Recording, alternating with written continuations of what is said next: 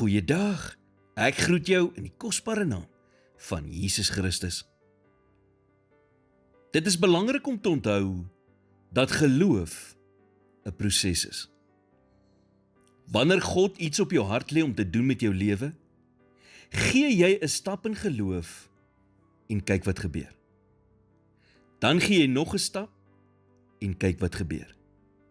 En so laat jy God toe om jou tree vir tree te lei die hele pad.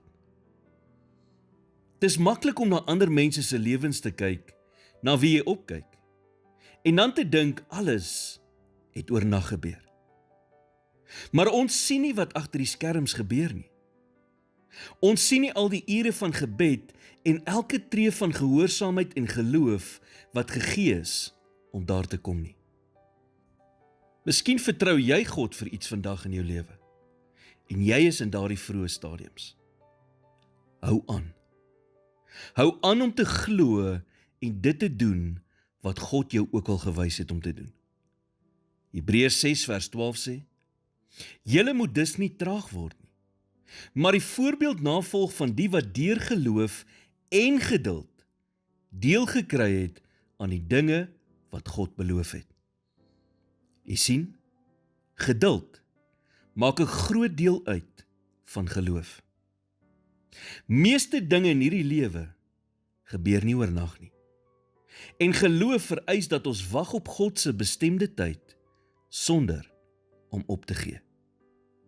Geduld is 'n gesindheid wat sê, ek gaan kalm bly en glo dat God presies gaan doen wat hy gesê het hy gaan doen.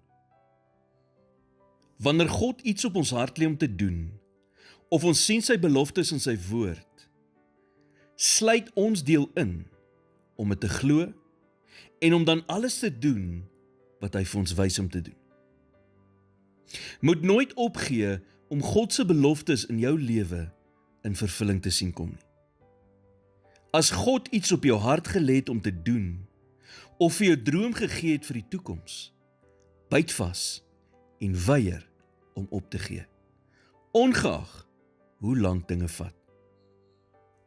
Here, vandag verbind ek my opnuut tot dit wat U op my hart gelê het om in my lewe te doen. Versterk my geloof en help my om U te vertrou vir die onmoontlike in elke tree wat ek gee. In Jesus naam bid ek dit. Amen.